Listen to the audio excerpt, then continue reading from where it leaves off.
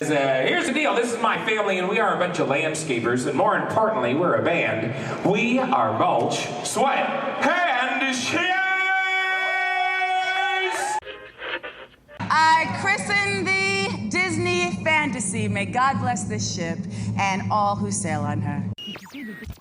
You are about to discover what lies beyond the fifth dimension, beyond the deepest, darkest corner of your imagination. You know, somehow Disney Fantasy seems a little more alive at night. In fact, it was Walt's favorite time at the park. On with the show! WDW Radio, your information station. Hello, my friend, and welcome to the WDW Radio Show, your Walt Disney World information station. I am your host, Lou Mangello, and this is show number 686.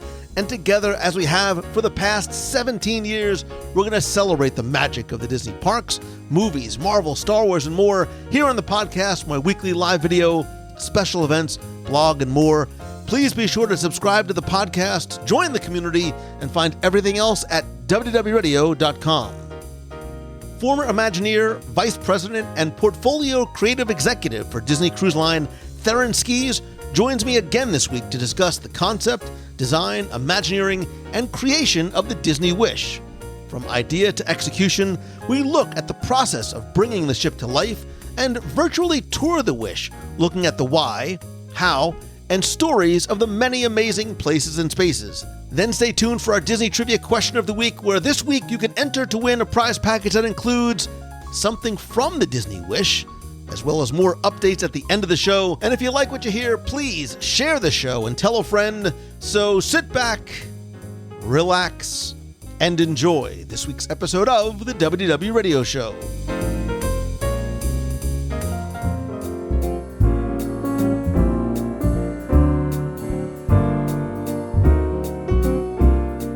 Just a quick note before we get started, I wanted to apologize for the quality of my audio. I didn't realize there was an issue with my microphone settings before I started recording with Theron. So as you'll hear, my microphone audio quality is not to the standard that it should be. So I apologize for that. Appreciate your understanding and patience. Here we go. Back in 1995, Disney Cruise Line, when it began, literally changed the industry. And with the launch of their first ship, the Big Red Boat was actually chartered from Premier Cruise Line. But with the launch of the Disney Magic in 1998, experiences at sea would never be the same again. And 24 years later, Disney has introduced the fifth and largest ship in the Disney fleet, the Disney Wish.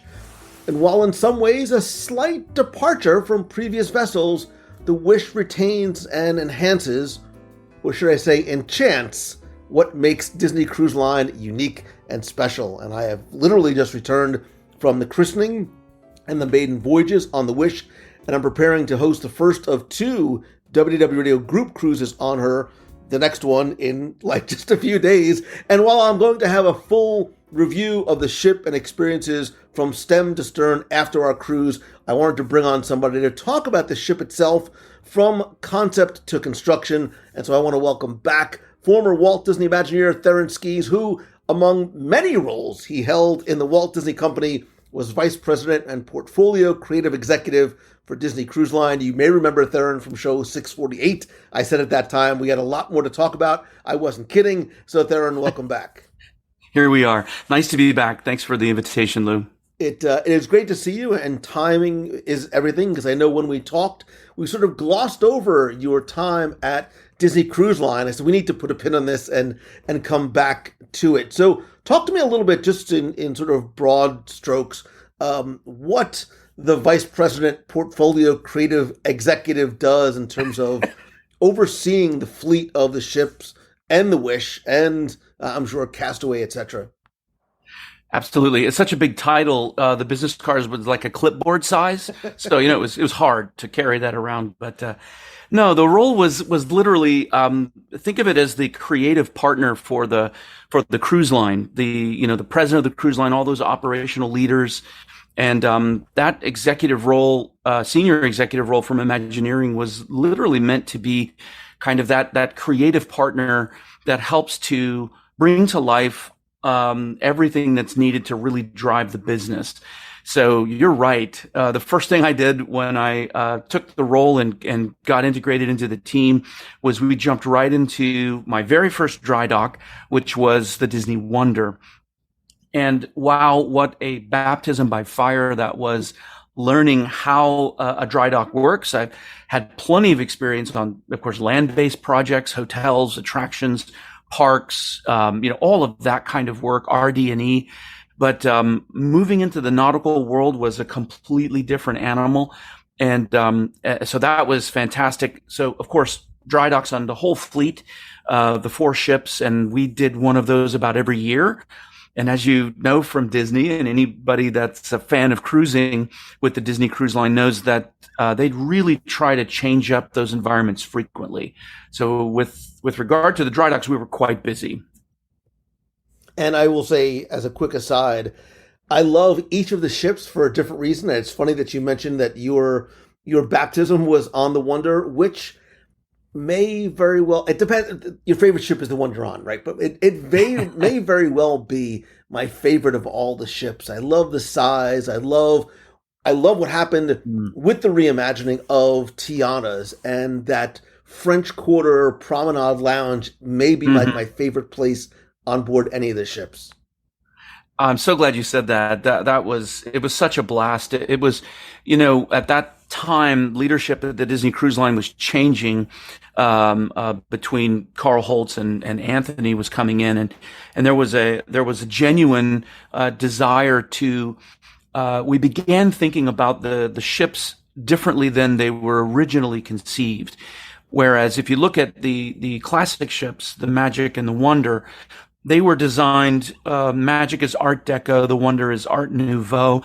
And to a discerning eye, you would be able to tell the difference. But if you're just, your average Disney fan, your average guest, you may not pick that up. And then the fantasy and the dream, there are subtle differences between the design motifs, but they're very, very similar. So at that particular time in the company's history, when I first came on board, there was a desire to differentiate those experiences. Instead of having Tianas on all the ships, we said, well, what if we just did a unique dining entertainment experience? What if we did unique design motifs? What if we did uniquenesses on each ship, just like our theme parks? And it would give guests more of a reason to individualize their cruise journey. It would be not just the destinations that a particular vessel would sail, but it could be some of the unique entertainment experiences, content, etc., that you could get on board. So it was really fun to be a part of the business at that time, because we were dreaming of all these unique elements that would help differentiate each of the vessels. It's interesting you say that, sort of taking a step back in a 30,000-foot view. I remember that before I first cruised, many, many, many years ago, I was always curious as to how, and then amazed to see how they take that theme park feeling. There's no other way to describe it. There's sort of that feeling of the theme parks without attractions and now there's attractions to see, and bring it to sea. And admittedly, I was almost a little like, I'm not sure how they're going to do this. This is now about 20 cruises ago, so that tells you something. What's fascinating about from an experienced creator's perspective, the transition that I made, this was my journey. Others may have a different process, a different story, but going from theme park work where you have this massive environment, and much of the environment is outdoors, and much of the environment you're trying to connect. If you think of a traditional Magic Kingdom park, whether that's Hong Kong or Disneyland, or even Disneyland Paris, those are primarily outdoor venues that have landscaping and softscaping and all these different things that tie together that visual experience. And then of course you've got the shows, you've got the attractions, you have the rides, you have everything that all comes together. And it's about seamlessly stitching all of those various elements together. But on a ship, you have primarily interior experiences. and you're working to deliver not just in a horizontal plane. So each deck, if you would think of that, is a horizontal plane, but you also have to think in terms of verticality, right? Because the content that's above you on a floor is really important. It's not just randomly placed there. So that was a level of, to coin to show my nerd status, it's like 3D chess, right? In Star Trek, you're constantly thinking in all of these different dimensions because your guests are circulating in that way, up and down and across. And I found that a really fun challenge to invent environments in, and to how do you create experiences in that way that kind of leverage all that movement. It's funny you say that, because whenever I visit a park or see a new Disney attraction, I peel back the layers of the onion and I look at it from a lot of different perspectives. One of which is sort of the processes that come together to put it. And when I look at the ship, especially with the Wish, it has to be different than doing a dry dock, for example, because now you're really probably doing this entire general arrangement with plans and sections and elevations, and you have to lay out all these deck plans for not just the Wish, but these 3 new Triton class ships in the fleet, which is the Wish and the 2 that are to follow, correct? That's right. That's right. I kind of described it this way. See if this resonates with your audience. When you're doing a project on land, your standard sort of theme park project. I'll use not a theme park project, a Disney Springs, for example. We had offices for all the Disney employees, Imagineers, all of the contractors, and it was on site. It was actually right behind Cirque du Soleil. So all of the work that we did there, all of the suppliers, the builders, the contractors, the cranes, everything was there. You just walk out or ride your Segway to the site and you were there. And it's very different. You have the land. Sometimes you have to clear the land. You go through a design process. Once you're done with the design, you procure the materials and you start building, right? Building a ship is really much more like ordering a car, right? If you get Mercedes or Tesla, fill in your car of choice there, and you do an order, you're picking the seats, you're picking the engine, the motor type, the wheels, all these different options. And in a sense, ordering a ship is like that. You have a window of time that the shipyard has available to construct a ship of a certain size and class and complexity, and you're basically buying that slot. And you, when you're designing, it's not exactly like sky is the limit. You're working within, because it's a vehicle, it's a vessel, it's moving, right? It has to be safe, and it has to have engines, and it has to generate its own power. It has to filter water. The ship has to do that. It goes from point A to point B safely, but it's also a hotel because people, it's got a lodging component on it. People sleep. It's got dining component, a retail component, entertainment component. It's got all of the elements that make it a unique Disney experience. So it's very different than theme park work. Than I really realized how, and I say this bashing myself, tongue in cheek, how lazy I was, right? Because I just, of course I walked, 1 million steps a day at Disney Springs, but you just literally walk over and you see a sample or you see progress that the carpenters made that day. That's it. For the ship, you have to fly 9 hours, 8 hours to Amsterdam, land, jump in a car and drive another, 2 3/4 hours to Papenburg.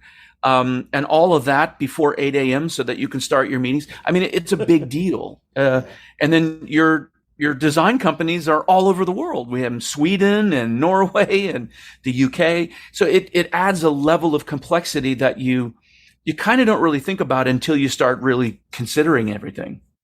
It's so funny because as you're talking, I think, and I know this is like the stupidest nerdy thing in the world, but when I go into something like a new ship or a new hotel, I look at it from the macro and the micro, and I go, God, they had to order like 3,000 toilet seats for these silly things, for how many spoons they need to order, because I can't imagine from a micro level just how many moving parts and pieces and puzzles there are. But I have to assume too, there's there's lots of components, right, that are all sort of plates are spinning all at the same time. But as is true with anything in Disney, right, story is what drives it. Talk to me a little bit about the story and the concept of enchantment. And you sort of earlier mentioned this, what the classic ships and the Dream class ships have, not just in terms of design, but storytelling.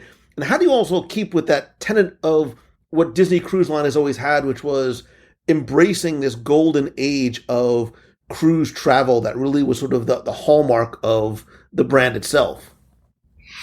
That's a great question. That was, I think, one of the bigger challenges, but also the most fun working on the 3 new ships. And that was, we, at that point, the Disney Cruise Line already had 20 years of successful impact on the industry. And we spent a lot of time up front really asking ourselves the question, how do we top ourselves? How do we introduce some very new things to the industry? And how do we deliver Disney, quote unquote, in a way that maybe we haven't done before? How do we innovate on ourselves? And those are fabulous questions for any organization, especially one the size of the Disney company, to ask, because it keeps you from becoming stale. It keeps you from just using the same ideas that you had before. Now, I think when you get an opportunity, and I'm talking to your audience now, to sail on the Wish or any of the new ships, I think you'll really immediately tell those areas that we innovated, because there's some innovations, I think, from the industry standpoint. Then there's some innovations, and this is where the fans will really catch it, innovations on Disney Cruise Line itself. Some of the things that we did, we improved circulation. We added a lot more storytelling, a lot more detail. We were very on point about very deeply immersive spaces, and even business partnerships that we created with different retailers and everything. We've done a lot more there. And I know that the result is a much richer, deeper, broader, more beautiful experience. So that's sort of the contextual statement. To dive into what you said, Lou, it was, as I mentioned before, this period of Disney Cruise Line where we were really thinking, let's move into much more unique experiences. Definitely doing that for the cruise line, for the new ships.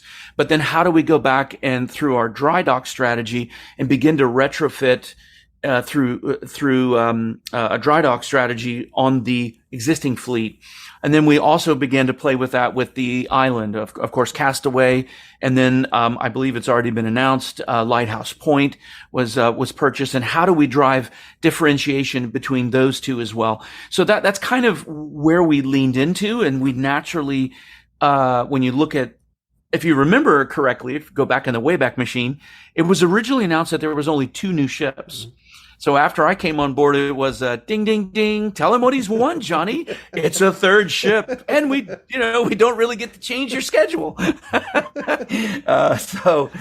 So when we had the 3 ships, we really kind of looked at what are the big genres that are found within Disney storytelling, and how could we represent 3 genres that really encapsulate the broadest possible range of stories and characters.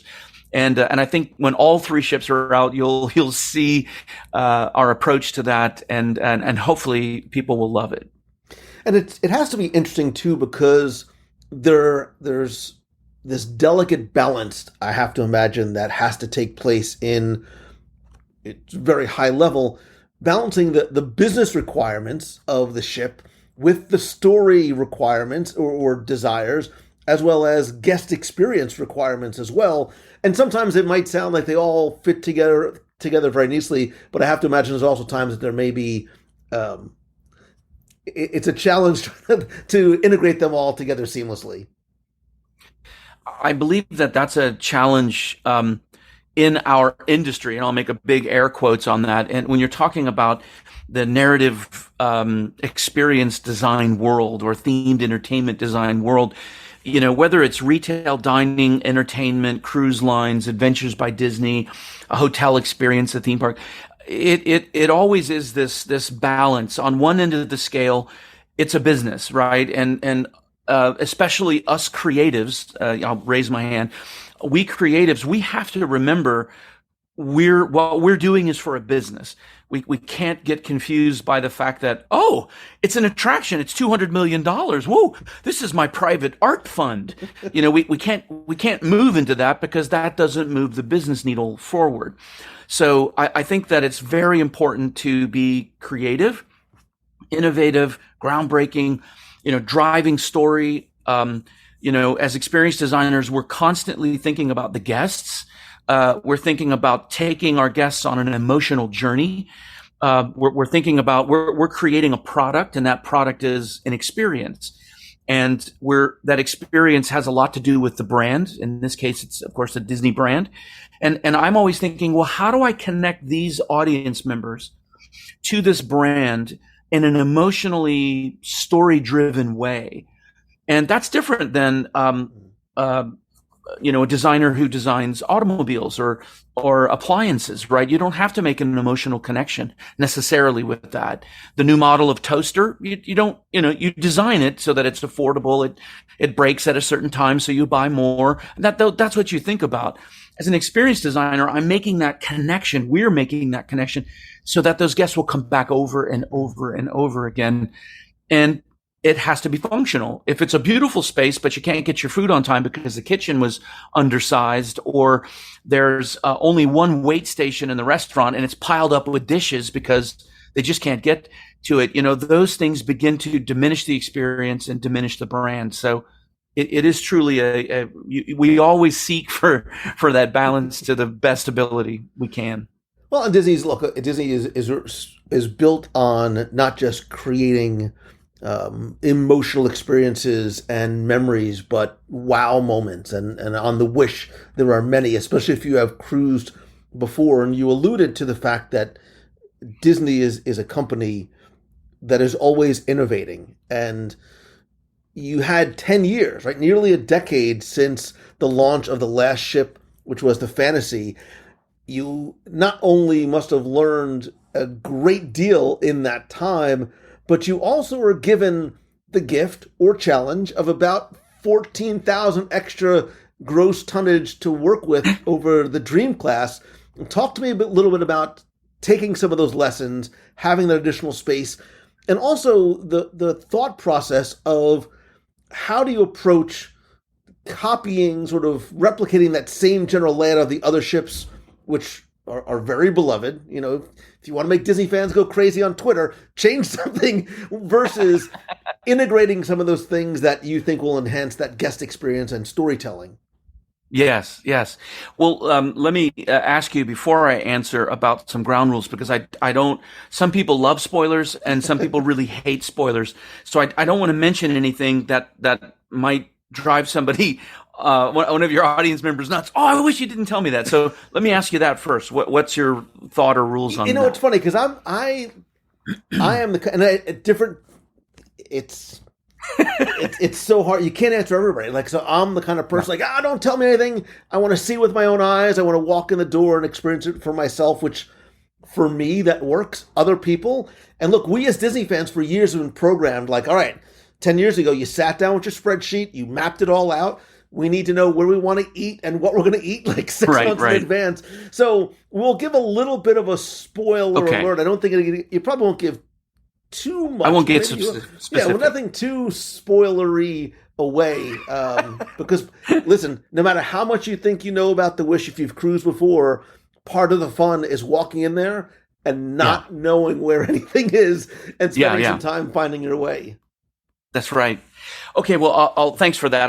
I wanted to be respectful of your audience members and didn't want to get a bunch of hate mail myself. So, with regards to, I'll give you a couple of examples. So, when it's really, I think what's difficult about, one of the difficult things about being in Imagineering specifically, or in some kind of creative product generation, new product generation portion of the Disney company, is that typically they do it really, really well. Typically, most all those divisions, film division, publishing, et cetera, they're killing it every time they're releasing new things. And they're kind of genre busting, creating new things and innovating. And it's the same with Disney Cruise Line. I mean, fantasy really set the bar high in the industry, and after then you saw lots and lots of different vessels for different companies that took learnings from fantasy and then applied it. So improving on yourself is a challenge sometimes. So here's a couple of examples of quote improvements that we made that were specific to our Disney Cruise Line guests. And one of those is when you start thinking about the type of experience that you have on a Disney Cruise Line. For example, when you book your cruise, you get your early dinner time, right? For example, and Disney does rotational dining. No other cruise line does it. They tried it, they failed. Disney Cruise Line does it, and they pioneered it, and they manage it fantastic. So if you have that early seating, you go to dinner, and then after that time, what do? You go to the show. And then, of course, the rest of the ship does the opposite, where they're going to the show, the first seating, and they're going to a, quote, later dinner. And this established for us, the operations team and the design team, this established a pattern, right? So we knew what guests liked to do. They like to eat as families, so families come together. Sometimes those families like to go to shows together, but after the shows, typically the families would split up. The kids are like, turn me loose. I want to go back and be a Marvel superhero. And parents are like, great. We want to go have a drink in the lounge. We want to go, play a game. And that's kind of what happens. So thinking about the normal habits and behaviors of the guests based on the operational cycle that we've already put together, we realize we need to make dining, the theater, and the children's zones very, very, very easy to get to. So that's why you'll see that where we place the children's zone is in a very, very different place on any of all the 4 ships. You can get to it very rapidly. Kids can check themselves in with their little bracelets. There's really fun ways to access it. And then the deck above that is where all of the adult sort of content is. In a sense, it's kind of like the RD&E. So just outside the theater on both levels, you can come out your kids, boop, right down to programming. And right there is all of the things that the adults would pretty much be interested in. So that's just one simple example of how to take normal patterns that we know our guests love to do and make it easier, remove even more friction. Yeah, and it's funny because if you come from the other ships, again, we're used to things being where, quote unquote, they are supposed to be. You're right. And you come in here and you're like, wait a minute, there's no district. There is no sort of, and this is the wrong word, but there is no sort of like this invisible barrier between where the adults go at night and where kids and families go. It very much blends and flows. And I think that's sort of the word that kept on coming into my mind was the flow is very different, and I understand the logic behind putting the bayou where it is, putting Luna right where it is, sort of bleeding out into Keg and Compass and Tritons, where adults can go, families can go, depending on the flow of the day and the evening. Yes, and one thing that I really, really love that we did was that the kids zone is actually attached to only the 2 elevators, right? So anywhere on the ship, you could be on deck 14 with your kids, and you just finished up in the VIP section or whatever, or you're swimming by the pool. Everybody can pop in the elevator, and you could head straight down to the kids zone right there. If you're on the aft elevator, you can do the exact same thing. So I think that level of convenience and really considering circulation, super, super, super important. You mentioned the adult areas, and one of the things that we came to realize is that doesn't necessarily have to be centralized as you see in the other ships. And to the point, even on the Magic and on the Fantasy and the Dream, on that forward area, you've got that forward elevator where families can come out on that deck, and you've got children and whole families walking through the adult only area. And not that a lot of people complained, but some guests were kind of like, hey, look, this is kind of like our time. So we took that to heart, and we put the adult zone a completely different place, all the way aft and all the way up. So they had amazing views. They felt very, very special. And in a sense, they kind of felt like, I'm behind 2 or 3 doors. So I've got my time now. Yeah, and gosh, I mean, there's so much. Let's quickly go back to the kids, because my kids are unfortunately, I think it's actually unfortunately too old to enjoy the kids clubs. We had a chance to go through on the christening and again during some of the open houses, and this, I think, brilliant design to not only consolidate the areas on deck 2, but have these multiple storytelling themed areas that I think will appeal to anyone of any age, actually. Marvel, Star Wars, Fairy Tale Hall, the Mickey and Minnie's Captain Deck, the Small World Nursery, and the Imagineering Lab. Like, every adult wants to be in there to play in these labs. And what I found was so smart about the spaces is that they are smart spaces, meaning it's not just a place to come in, play a video game and consume, but also places that they can use their imagination, that they can learn, they can create, they can be inspired as well. Absolutely. I'm really glad that you pointed that the kids space out, because one of the things, feedback that we got from not just the cruise line, but verbatim from guests, by the way, as a design team, we went through pages and pages of guest verbatims feedback that was consolidated, because the guest feedback is what provides our greatest design criteria as Imagineers, right? We did the same thing for Disney Springs.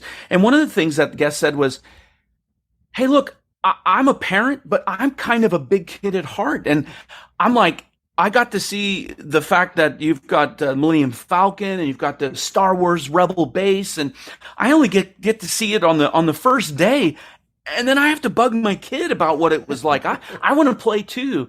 So we took that to heart, and we said, in that kid space, if you could imagine it, we basically provided 2 doors, right? 1 door on the inside, so it's controlled programming, safety programming.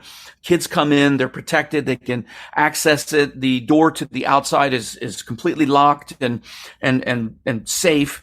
But then we said, there might be times when the cruise line wants to run special program. Maybe they want to do a family play hour in the Star Wars area or the Marvel area.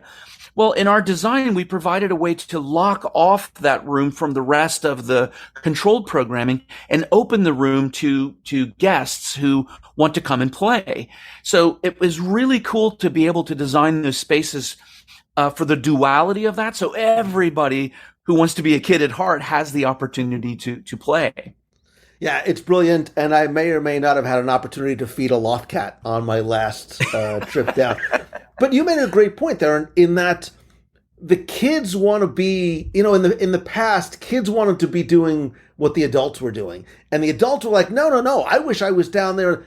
And Disney found a way to sort of blend a little bit of those. They've given kids, younger kids, some of the more, when I say adult, I mean sort of mature experiences where you are learning and creating and building virtual reality experiences in the Imagineering Lab and doing things differently. And again, not to spoil, but doing things differently in the Marvel section here than maybe you might be doing on other ships. But you also brought some of those, to quote Mary Poppins, elements of fun into the adult side as well. Not just in terms of, look, I love the theming of places like Keg and Compass and that, seafaring map of the world.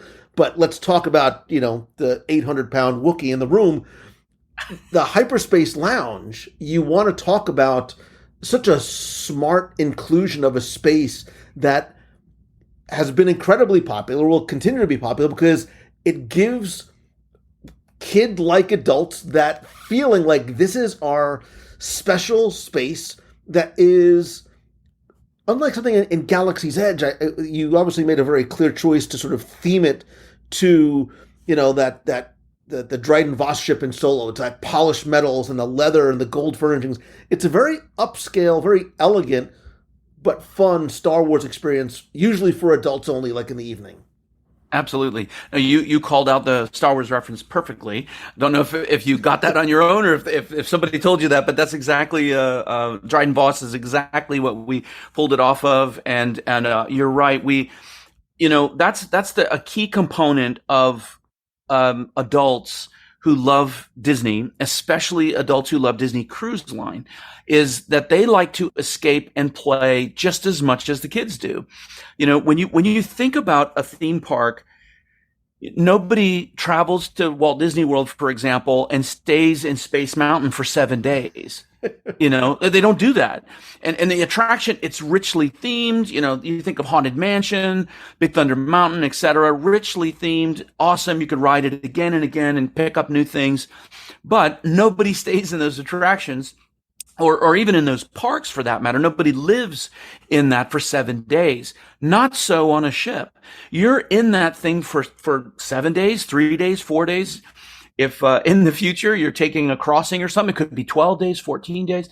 The level of scrutiny that those individual environments get is intense, especially because we know that the Disney fans that cruise, they're our fans. They really are knowledgeable about the Disney story, about the Disney product, and they are the deep divers, right? They're not just floaters, they're not just swimmers. They like to deep dive into story. So we really took that into consideration when thinking of all the levels of finish, the levels of story, interactivity, art program, everything, so that there was enough for people to really discover, explore, and play while they're there multiple days. And going back to sort of what we were mentioning earlier, that the allocation and sort of redistribution of space too, not space in terms of a hyperspace, but space on board the ship. We talk about not having a district and the flow of guests changing. What you've also done too is, while there's not that dedicated nighttime space for adults, there is more space for adults to, for lack of a better word, play. Senses Yes. Spa, for example, much larger. The concierge lounge and level, now 2 levels with an inside and outside, more concierge level rooms. So there was sort of a talk sort of the conscious choice to allocate more space inside and outside for adults. No question. That was 100% our direction. It was a business direction by the cruise line, but it was also an experiential direction that we wanted. We knew that as the cruise line business, they were receiving more luxury focused guests who were looking for more out of their experiences. Within the existing fleet, Disney Cruise Line over time had offered all kinds of really interesting things, Wagyu beef, black truffles, there were add-ons that were luxury add-ons. You didn't have to have them. They were still fantastic meals without them. But if you wanted a shot of Remy Martin for $1,500, you could get it, right? And again, that's not every guest, but catering in a way to a broader demographic of guests was really, really important, and to be much more thematically on point with all of the spaces. So we oftentimes said, look, adults like to be immersed in Disney story. There's a nostalgic part of that. There's an escapism kind of part of that. But sometimes they just want to be in a really cool, luxurious space, and it doesn't want to be in the foreground. So I think of several different spaces that are like that. They're really cool. They're very comfortable, and there's subtle theming in there, subtle story hints that if you're a deep diver, you're one of those story people that you hunt down every, hidden Mickey and oh, it's black, it's yellow, it's red, it's gotta be Mickey. If you're one of those types of fans, the team provided that for you to find. And that's what I found the most enjoyable, was dialing up and dialing back all of those spaces. And teams always have the most fun hiding those details in plain sight and in ways that they know will absolutely surprise and delight guests. And And sometimes when you have, I have another little functional story here that made a huge difference, but it took a little while because it was so different. And that was the decision to remove the midship elevator. One of the challenges that the cruise line gave us when we started designing was we've got a lot of congestion within the ship and within the center part of the ship. And we'd like to try to solve that. So our collaborative team really kind of got together, or I should say interconnected team. So with the ops people, industrial engineering, and we really started looking at that. And the recommendation we came back with was, we really think you should remove that bank of elevators. And you can imagine how that went, right? We lived with that for 20 years. What are you talking about? Crazy. And we really studied it. We did a lot of modeling of that, how people would move. And the decision was made to do that. And I've gotten feedback now from friends who've gone and said it was the right move, because now people know which way to go to programming, how to circulate. It gets them out of that middle area. So decisions like that have maybe rooted in practicality, but then we take advantage of that and build something really great, like that atrium stage in its place. It's funny. A couple of things as you're talking. Again, you take out the midship elevators. Watch Disney fans who cruise, I literally saw people walking behind and turning their heads there's supposed to be an elevator here, and there's exactly not. But once you're there for a couple of days, oh, it makes sense. I get it. I see why there's more elevators in the forward and aft banks. And then I was laughing to myself when you talked about the $1,500 shot of Remy Martin, and people in Disney probably saying, nobody's ever going to order that. Nobody's going to order a $5,000 Kyber crystal drink.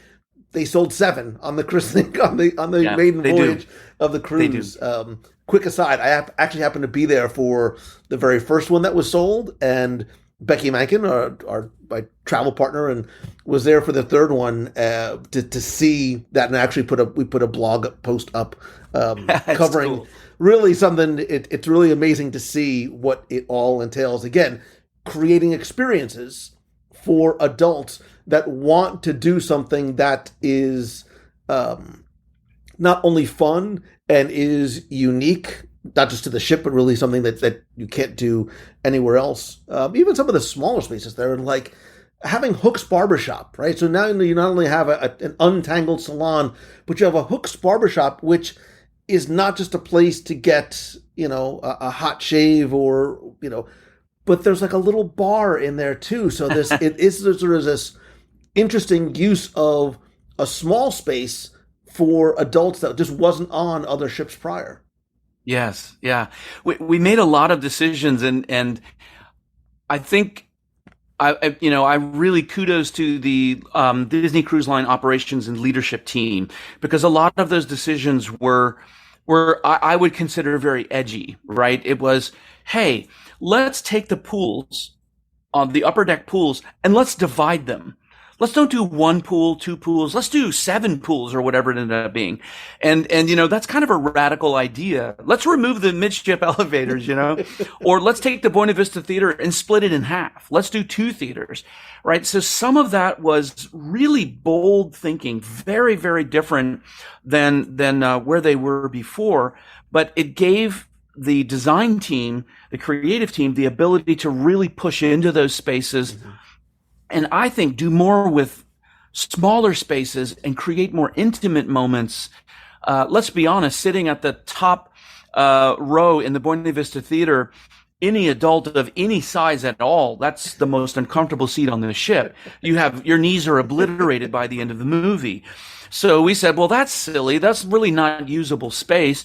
If we took the seats and we divided it into 2 smaller, very high end, like you went to some millionaire's house and got to sit in their theater, in the coolest themed theater of all with THX and all that stuff, that would be a way better movie going experience. And you can double up on the movies. Now you're playing 2 different movies at the same time. So I think decisions like that were super smart. It was really fun to think of innovating in those ways. And my hope is once it's been out there and thousands of people have gone, that I hope the reviews are through the roof.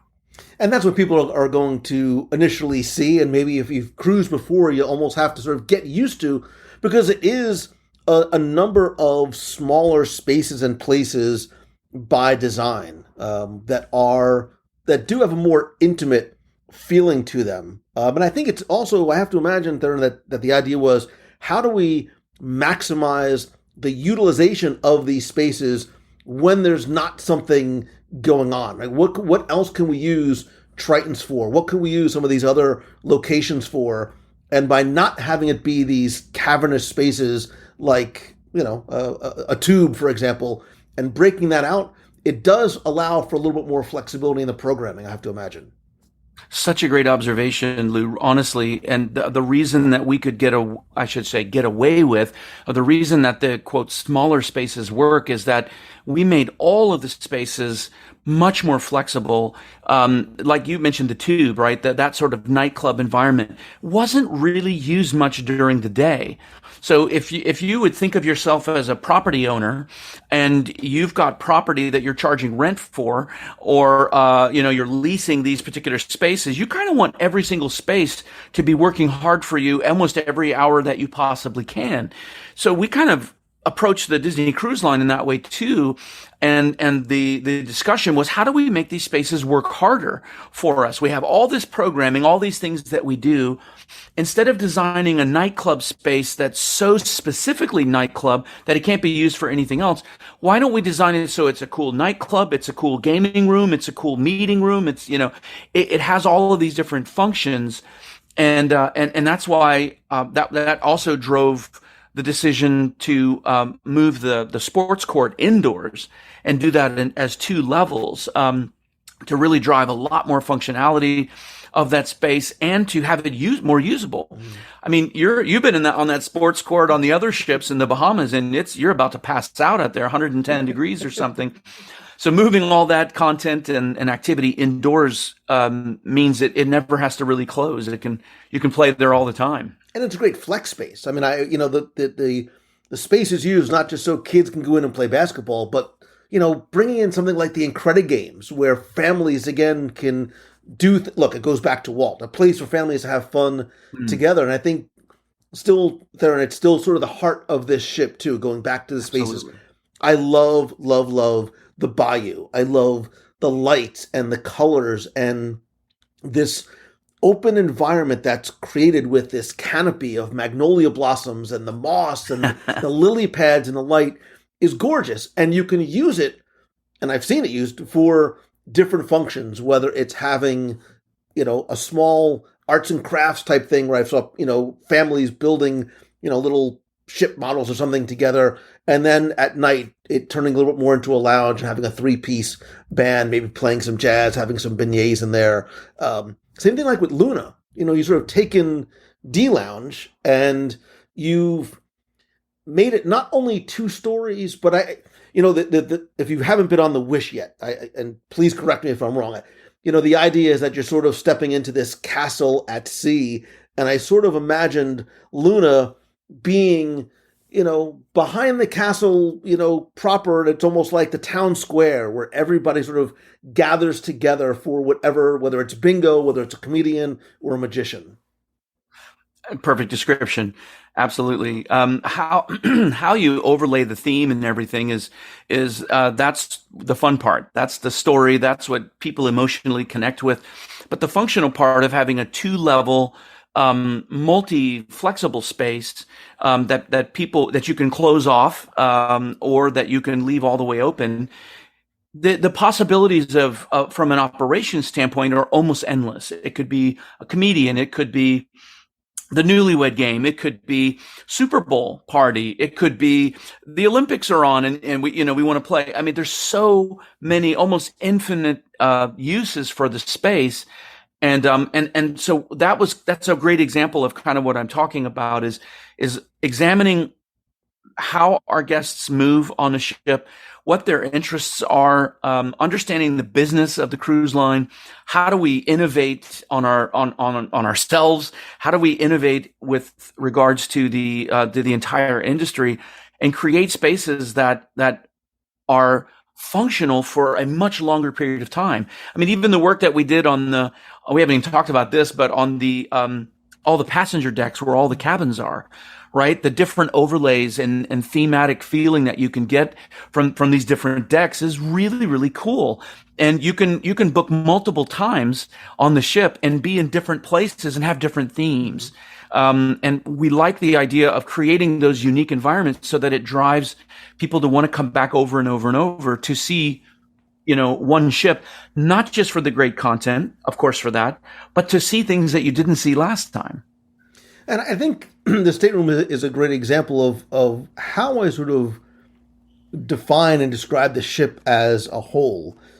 It's wonderfully comfortably elegant, right? There's a little bit more of like an elegant upscale feeling to the stateroom. It's a slightly refined layout. Certain things are changed, like, there's no drawers, but the hints of Disney in terms of the beautiful artwork over the headboard is sort of like this wide kind of cinematic establishing shot to the other little piece of artwork over the couch. And even just I noticed that the second night that I was there, on the lamps on the side of the bed, the subtle little Mickeys that are in there too, even in the design of the carpets in the hallways, which for Disney cruise fan are so important because they're not only attractive, but they help you navigate the ship as well. Right. Exactly. Can't forget about that. I think it's those small details, that attention to detail that is a key differentiator for the Disney brand.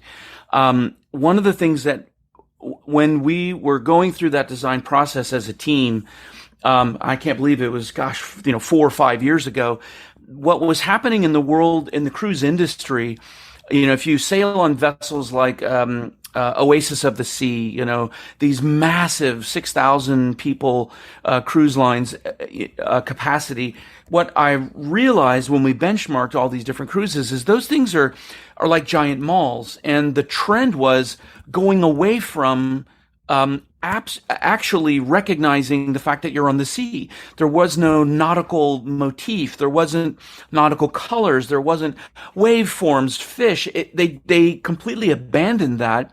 And the general sentiment, I don't know why, was to kind of abandon that. And Disney wasn't about that, right? I mean, the entire ship brand is this golden age of sea travel. So we wanted to do nautical references, nods to the fact that you're on a seafaring vessel throughout everything that we did. Some very elegant, some on point, some Disney, focused with Disney sea animals or sea characters. And so hopefully we created the right balance, and that we absolutely remind guests that this is a Disney Cruise Line experience, not a theme park experience.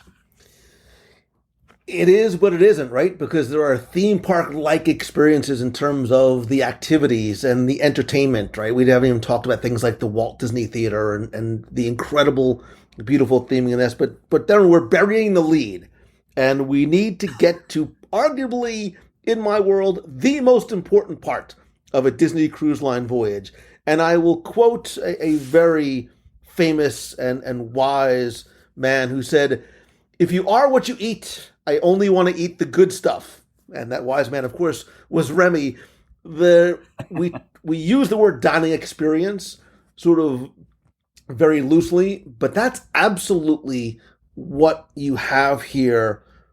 Again, following not just the rotational dining concept, but in terms of execution of theme, 1923 is very different than Worlds of Marvel, which is very different from Arendelle and the Festival of Foods and Enchanté and Marceline Market. Talk to me a little bit about the thought process going in terms of dining.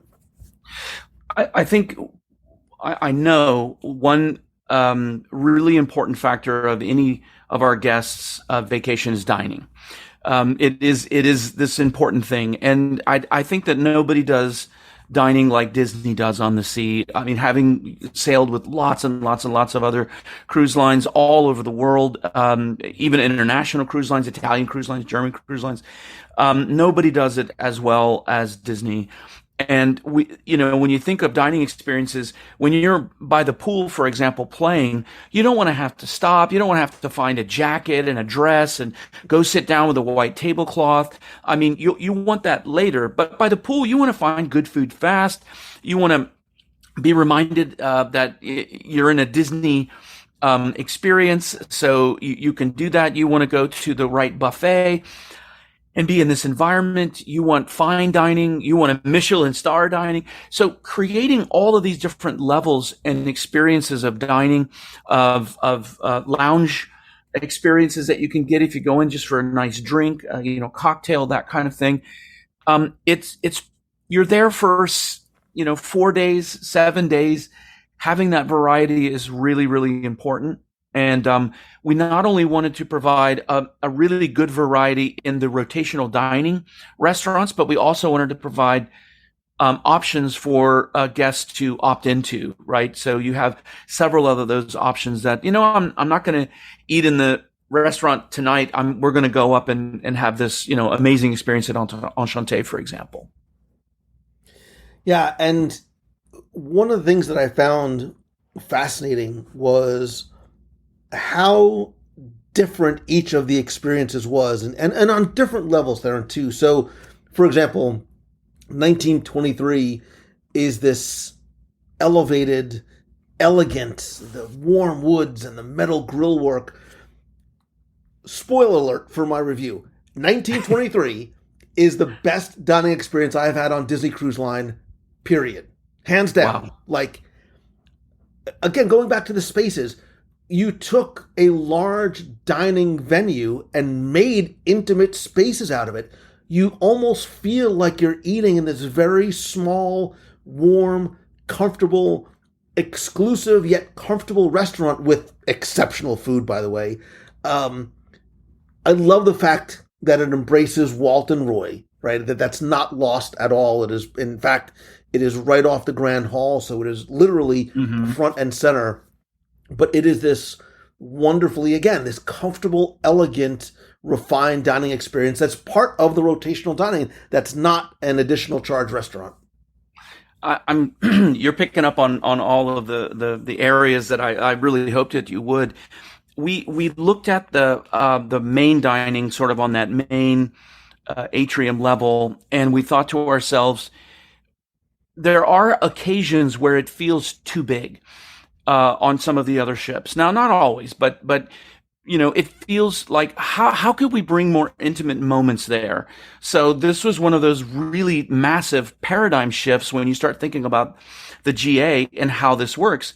And in a sense, it was a bit of a heresy when you put that restaurant on deck 3 right there by the atrium. We literally cut the restaurant completely in half with a corridor that goes back to the aft elevators, and in a sense are creating two sides of a restaurant and of a single restaurant. That offers an immense amount of flexibility for the operator, but it also provides what you just said, and that is more intimate spaces. It feels like you're in a higher end, smaller kind of restaurant. It doesn't feel like a factory. It doesn't feel, not that other ones do, but it just doesn't feel that. Now, when you go to Arendelle and you're on the aft end of the ship in this beautiful, large entertainment-based experience, you'd want it to be big. You want it to be this experience where performers come through the aisles and everything. So we try to look at each space, every space, not just dining, and design it in that way so that it delivered the best experience for the type of dining that or lounge that we were going after. And I think Arendelle is a great example and an exception to what we've been talking about, right? In terms of these small, intimate spaces, because here, the dining, it truly is a dining experience, right? Because there is a show that takes place, but the dining is supported by the entertainment and not the other way around. Like the entertainment does not overwhelm the dining experiences, but it was a brilliant choice to take the server stations out from the center areas and corridors that are not only obstructing to flow, but to line of sight. So there is no bad seat in the house for this central square stage that you feel like you're almost in this sort of like outdoor environment, sort of in a town square, watching this very, very, very well performed and very funny show, by the way, that doesn't feel like a cavernous space at all, even when there's 700 whatever plus guests in the same time. Right. I'm so glad that you had that experience because, you know, in collaboration with the cruise lines, we really cut our teeth on that idea with the Wonder, right? When we brought Tiana's place to life, that was really us experimenting and playing with this idea of an entertainment-based dining experience. And how could we do that? Now, we couldn't do a lot in that space because it was already designed. We couldn't knock down walls and all that stuff, obviously, a big challenge on a ship.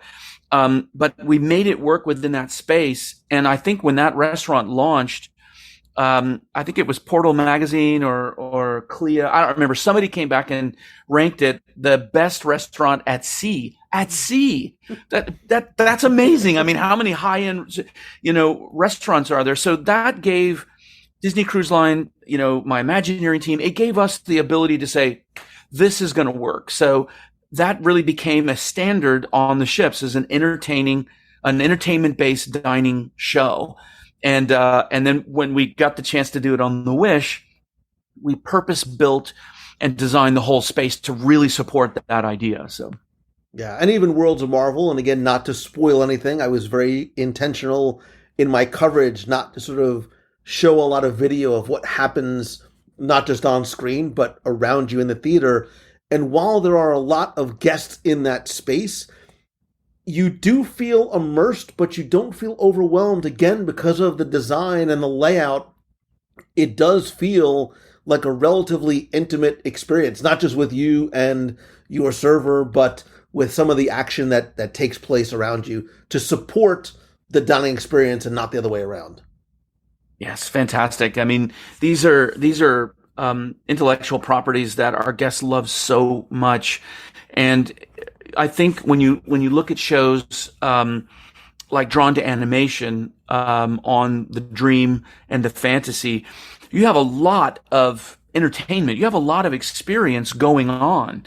And that proved to the cruise line and to Imagineering that you could really structure a show around the timing of dining, and it doesn't interrupt the dining experience. Because last thing you'd want is Crush sitting there, hey kid, and the kid's like, I'm just trying to eat, So figuring that right timing and the right level of interaction and that flow, taking all of that information and pouring it into Worlds of Marvel, so that and also Arendelle, right? It's this perfect balance of entertainment and dining and family time. You still get to enjoy.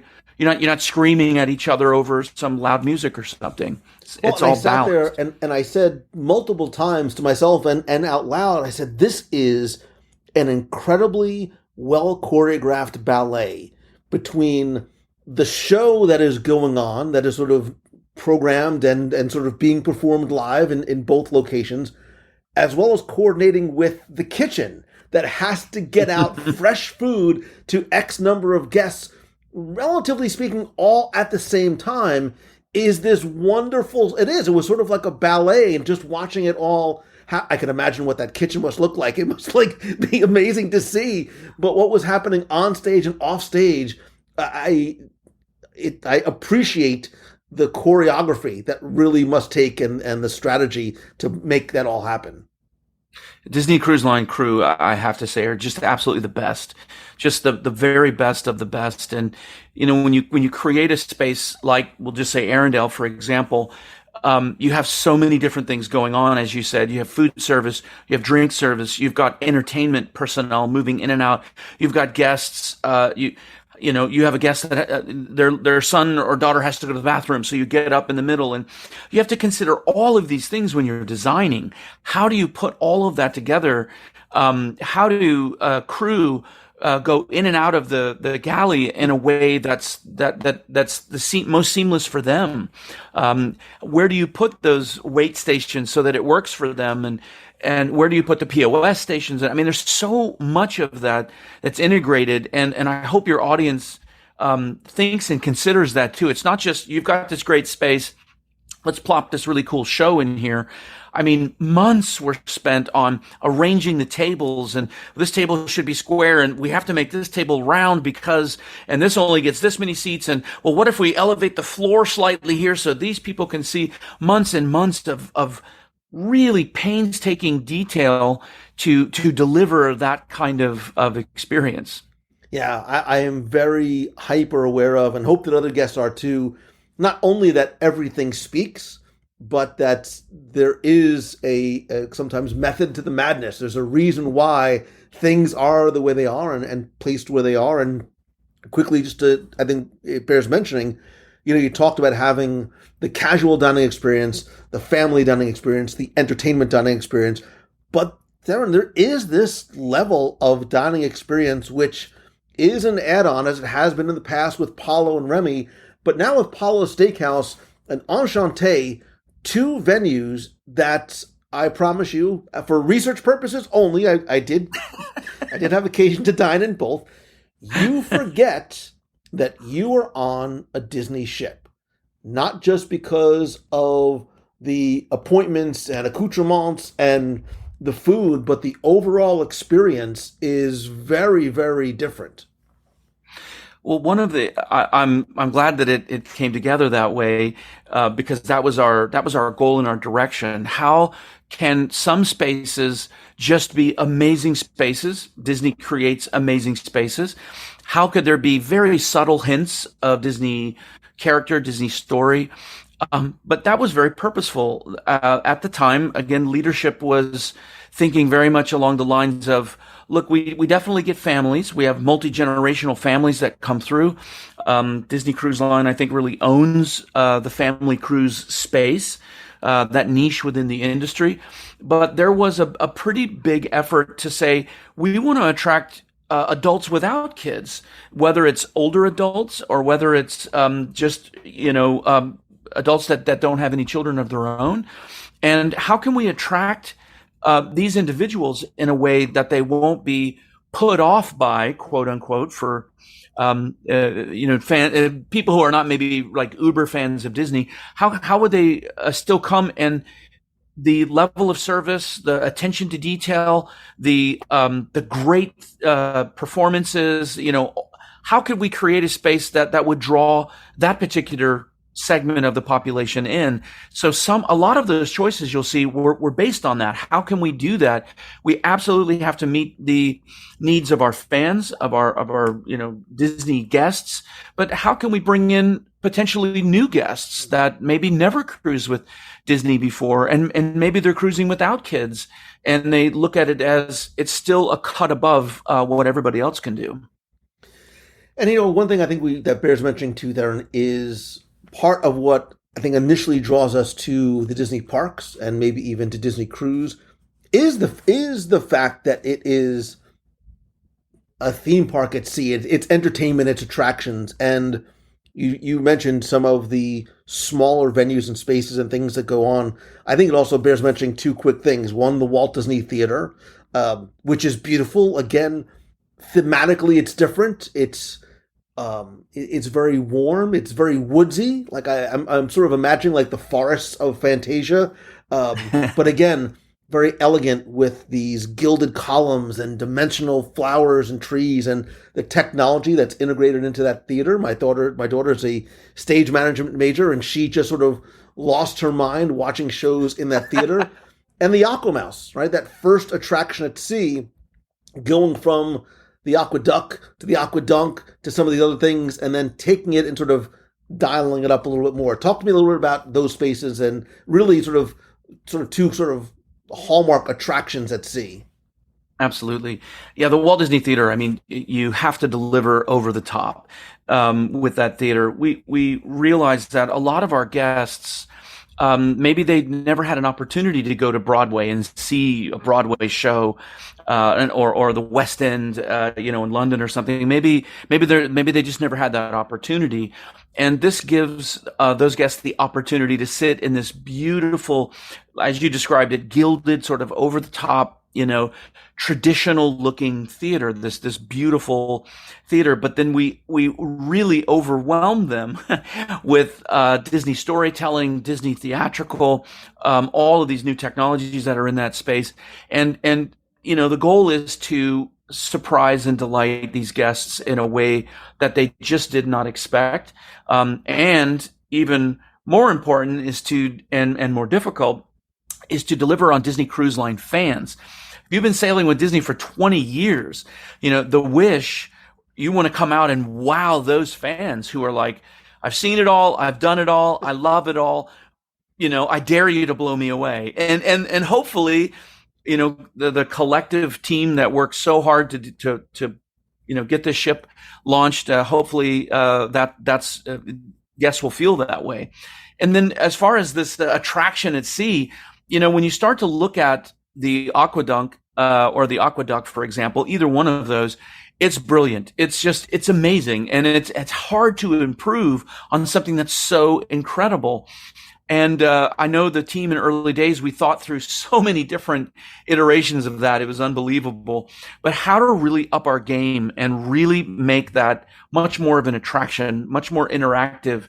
And from the little bit of feedback that I've read and I've seen, it feels like the team has done that, really delivered something that is completely unique. It's really going to be hard to outdo that on the next two ships. Yeah, I was going to say. Well, the Aqua Mouse is a very multi-sensory experience, and again, I won't spoil too much for anybody who hasn't had a chance to ride. Well, even the Walt Disney Theater is at times a multi-sensory experience. Quick aside, spoiler alert, Seize the Adventure. Like, I've been on cruises before, I've seen the Welcome Show, I'm like, okay, fine. I absolutely loved it. Like, I loved it. The Aqua Mouse it made me think of Mickey and Minnie's Runaway Railway. It's like being dropped into a Mickey animated short that is a ride that has visual and sort of, 4D effects. Absolutely. And I think that was one way that we all thought would really go over the top is, it's what do you do on the deck of a ship, right? It's all about sea, sun, fun, being with families, swimming, getting wet, having a good time, and trying not to get burnt. So how do you take that up a notch, and how do you really lean into even more Disney storytelling? And we kind of felt like on the deck, that's a place where you could really do that and actually get kind of wacky with hijinks and all that stuff. So yeah, I'm super proud with what was done there. How we thought about that. I really loved the playground as well for the younger swimmers. You have to separate that so you don't have all the big kids that are running and playing, running through all the toddlers. So creating a toddler area and trying to do that in a way that was really appropriate for the age, but also supported mom and dad in that space and delivered another really, really cool thing. So I don't know, I don't want to spoiler alert on that one, but that was awesome. Really No, cool. I loved it too. I walked by again. My kids are a lot too old for it, but I loved sort of the design. And this isn't a spoiler because little kids probably aren't listening or will remember anyway.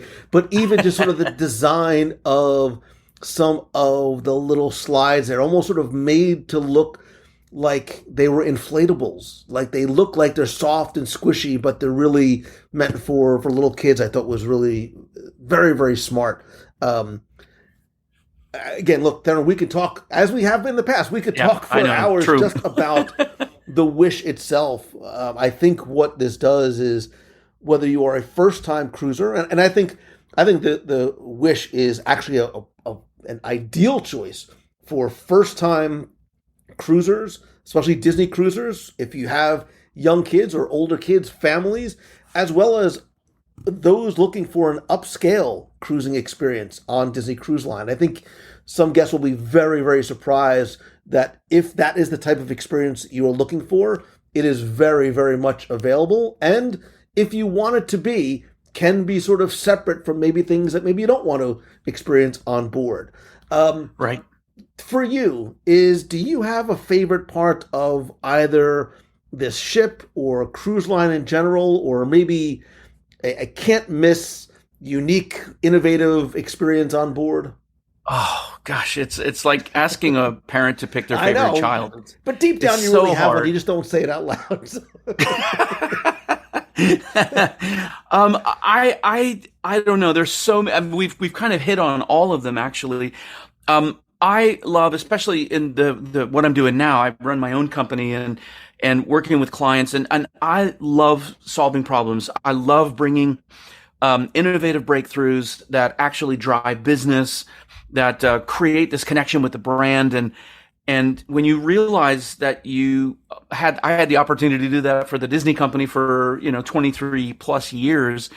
And that's the brass ring, right? I got no better training in the industry than there. And I look at all of those spaces, dividing up the pools, that was awesome. That occurred in a day and in my sketch pad, and I just drew out all these different pools. And because if a little guy has an accident in the pool, it's closed for like 4 hours. Right. And you're on a cruise line and you're sitting there and Disney's cleaning the pool and doing the best job that they can, and all these people are disappointed because the pool is closed. That scene from Caddyshack is playing in my head right now, but Baby Ruth. But anyways, keep going. And by dividing that up, it's a functional solution, but it's really super creative, because then those pools you cover over at night, and you've got great viewing area for the spectacular. It's just stuff like that. I just love. Dividing the Buena Vista Theater into two smaller ones. I love that. I love I really loved the Arendelle, doing that on the back of the ship and having windows that you can see during the day. You can see out over the sea. We imagined, wedding ceremonies there and everything. The beautiful view aft. I don't know. I can't really say I have a favorite. Oh, converting the funnel into a suite. Hello. I mean, that was so fun. So I don't know. It was probably one of my most fun projects with my time with Disney. I learned so much, having never done nautical design or anything before starting the project. It was a very steep learning curve in the beginning, but extremely rewarding. And as always, my hope is, like every Imagineer's hope, is that the guests that we designed it for are blown away, that they love it, that it delivers in every way that we hope that it would.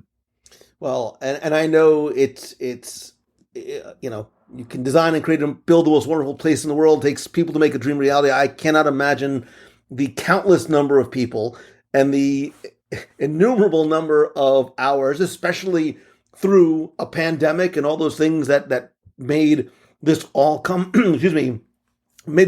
together so beautifully. And I'm sure I am not the only person who walked on board the ship and saw some of these things, the same way we sometimes walk into new attractions and say things there and like, how does Disney do that? Like, how are they able to do it? If only there was someone who would maybe put together a book that would help make us understand how Disney does that. Wow, what a great idea.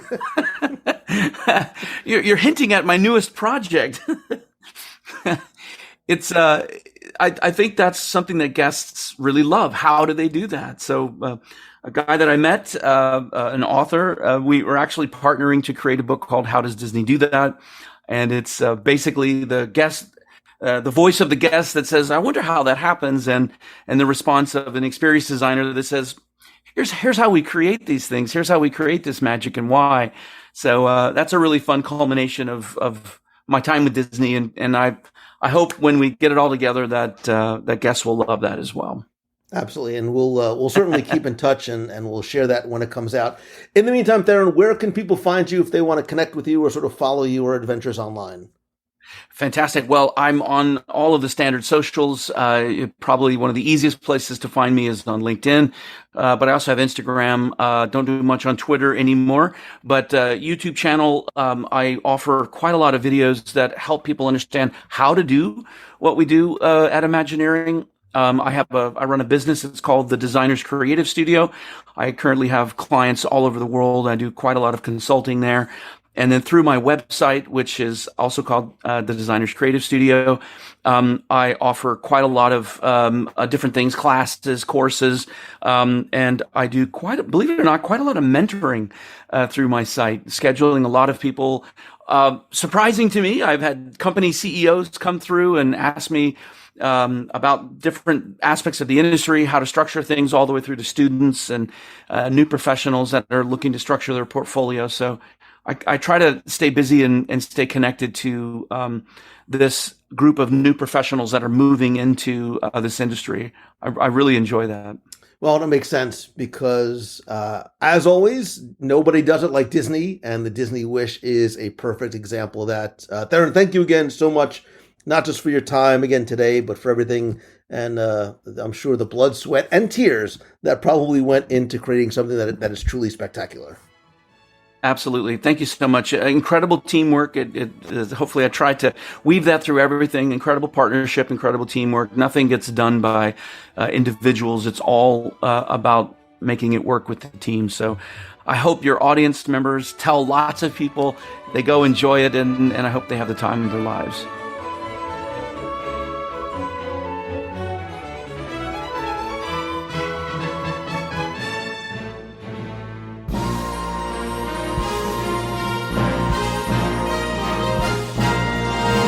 It's time for our Disney Trivia Question of the Week, where I invite you to test your knowledge of Walt Disney World, or maybe this week, Disney Cruise Line trivia, or identify where in Disney you may have heard a sound, song, or quote. If you think you know the answer, you can enter for a chance to win a Disney prize package. And this week's trivia contest is once again, sincerely brought to you by you.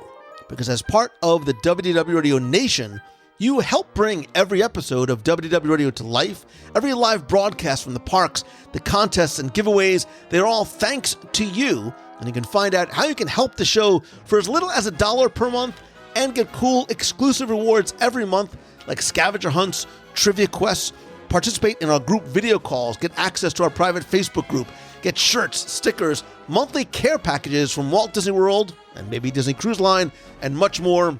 And don't forget that a portion of your contribution goes to our Dream Team project to help benefit the Make-A-Wish Foundation of America.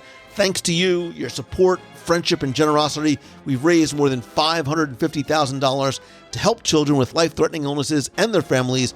Visit Walt Disney World to find out more. To join the nation, you can visit www.radio.com/support. And this week, I want to thank some of the new and longtime members, including Steve Haynes, Patty Leslie, Sarah Matson, Tucker, and Judy Miller. I appreciate you and know that what you do to help support the show makes a real difference. Again, to find out more, visit www.radio.com/support. Now, before we get to this week's question, we're going to go back, review last week's, and select our winner. So last week we were at Territory Lounge at Disney's Wilderness Lodge, and I cannot stop thinking about the pretzel bread and mushroom soup, but I digress. And I asked you to tell me what two animals stand atop the totem poles in the lobby of Disney's Wilderness Lodge. I want to thank the hundreds of you who entered, got this one correct, and knew that the answer was, of course, an eagle and a raven. And I also added a bonus extra credit question, which was to tell me what other Walt Disney World resort did architect Peter Dominick, who designed Wilderness Lodge, also designed. Once again, you came through and impressed and knew that the answer was, of course, Disney's Animal Kingdom Lodge. And last week you were playing for a WDW Radio mug, a mystery prize, and a bonus prize, which is also a mystery. And last week's winner, randomly selected, is Ashley Brooks. So Ashley, congratulations. I will get your prize package out to you right away. If you played last week and didn't win, that's okay, because here's your next chance to enter in this week's Walt Disney World or Disney Cruise Line Trivia Challenge.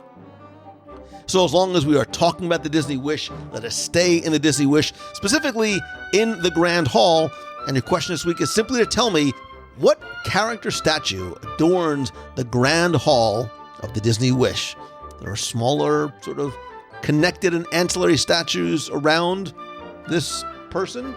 And all you need to do is tell me, this one's easy, tell me who is the life-size statue in the Grand Hall of On the Disney Wish. You have until Sunday, July 31st at 11:59 p.m. Eastern to go to WDWRadio.com, click on this week's podcast, use the form there, and this week you're going to play for a mystery prize from the maiden voyage, one of the inaugural cruises of the Disney Wish.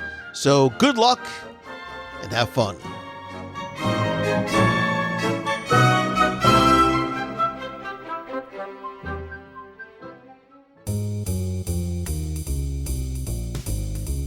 That's going to do it for this week's show. Thank you so very much for taking the time to tune in this and every week. Thank you also for following along and joining me virtually on the Disney Wish, both on the Christening Cruise and this past week on the maiden voyage. Please stay tuned the week of August 1st for our WDW Radio inaugural group cruise on the Wish. I'll be doing the same thing, sharing on my Instagram stories, reels, and posts, as well as make sure you turn on notifications on the WDW Radio page and group on Facebook, as I'll also be going live throughout the week as well. If you have any questions about the Wish, whether you're coming with us on an upcoming voyage or you're thinking about going on your own, you can post those or talk about anything in the Disney, Marvel, or Star Wars universe and be part of the community and conversation over in the WDW Radio Clubhouse. There's our fun, family-friendly, and very warm and welcoming community over on Facebook at wdwradio.com/clubhouse. If you have any questions for me that I can answer for you, you can email me, lou@wdwradio.com, and call the voicemail at 407-900-9391 with a comment, a question, a hello from the parks, or thoughts about this or any other episodes of the show.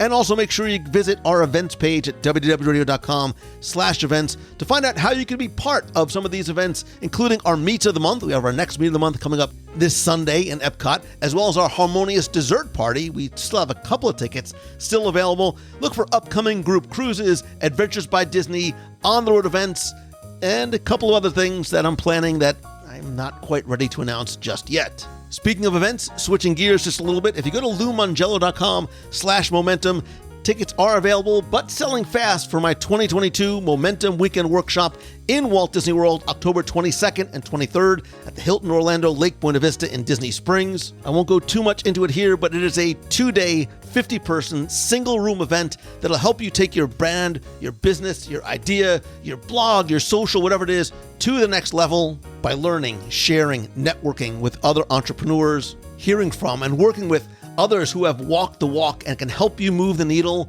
right there in the room. There's also an optional 10-person mastermind day on Monday. And because I want to help you, I want to help you get there. I want to help you get in that room and learn and literally change your business and your life. I'm going to offer you a special $100 off discount code only here on the podcast. When you check out, if you use code podcast100, one word, you will save $100 off your workshop ticket. And if you would like to present or maybe be part of a panel at this year's event, again, visit LouMongello.com/momentum. You can submit your application there. Or if you know somebody that you think would be a good speaker or presenter or workshop host, let me know, or just have them contact me directly. Again, LouMongello.com/momentum. P.S. If you're coming to Momentum, we have a ridiculously good rate at the Hilton Lake Buena Vista, right across the street from Disney Springs. And P.S. It's also Food and Wine Festival. There you go. Moving on, thanks to our friends over at Mouse Fan Travel, where you're coming to Disney World, Land, Disney Cruise Line, or any destination on the planet. Visit mousefantravel.com. Tell them Lou sent you for the best possible prices, all available discounts. Most important, the best level of personal attention and service by their travel advisors that comes at no cost to you. And as always, my friend, and you are my friend, whether we have met yet or not, I promise you that we are friends.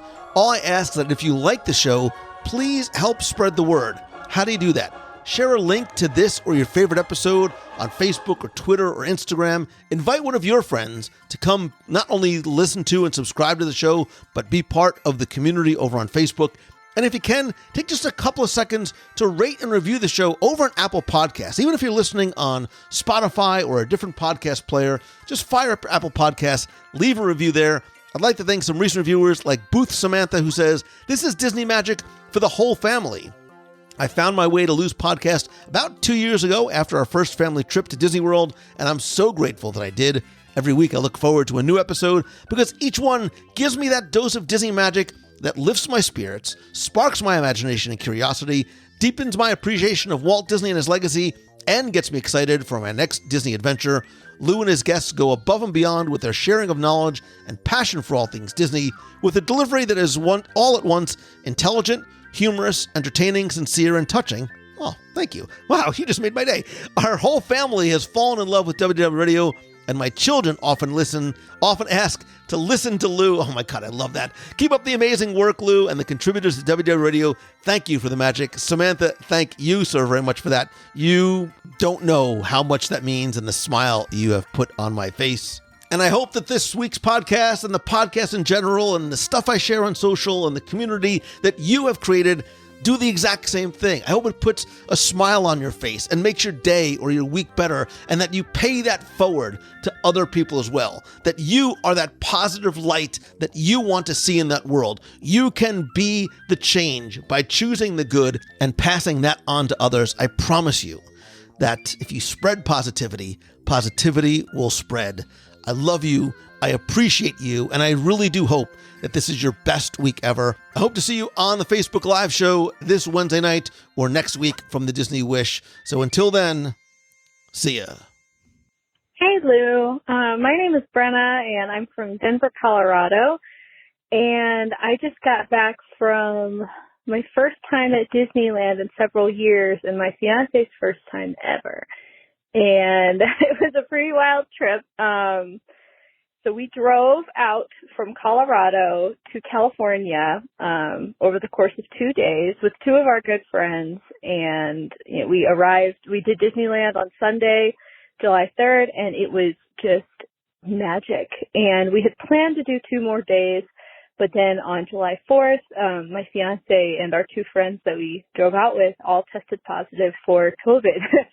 So we started driving back to Colorado, and we just got back. It's Wednesday afternoon. And despite all that, you know, in choosing the good, I would say, one, thank you for always encouraging us to choose the good, because it really helped me on the way home just to think back and think about some of our highlights from our day at Disney. And so I'll share them. I'll share that when I walked into Star Wars Land for the first time, I got really teary-eyed. And then I did it again when, what was it?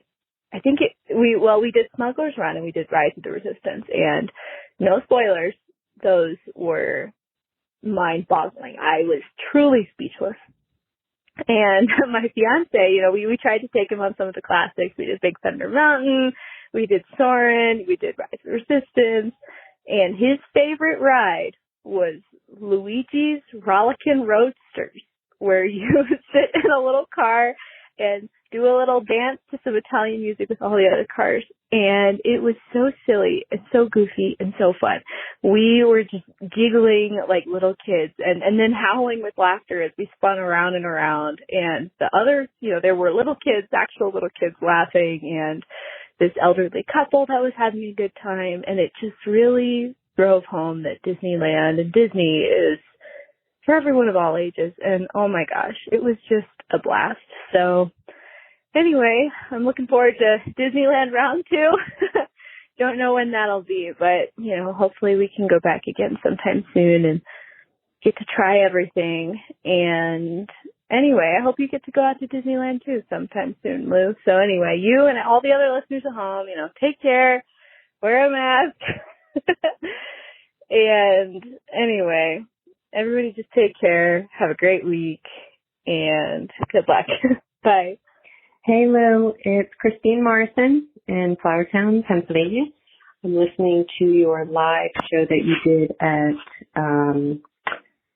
in Anaheim, and it's so good. And I just had a really cool idea, and I'm sure other people have thought of this already, but when you guys go on the Wish and you go to the Hyperspace Lounge, wear your Chandrilla pin, because maybe, who knows, total shot in the dark, maybe the bartenders see you wearing your Chandrilla Starline pin and know that you've been on the Galactic Star Cruiser. Maybe you'll have some sort of special interaction that you can only get if you're wearing that pin. Wouldn't that be cool if they extended that to the cruise ship Hyperspace Lounge? So that's what I want everybody to do. because I want to see if anything happens. And I've not been on the Star Cruiser yet. So, as an experiment, and I am a very scientific person, scientific experiment, wear your Chandrilla pin to the Hyperspace Lounge and tell me if anything happens with the bartender. Okay, anyway, that's it. That's all I have to say. I'm going to go back and finish listening. I love it so far. Have a wonderful weekend, everybody. It's Friday night. Woohoo! Make somebody smile. Talk to you soon. Bye.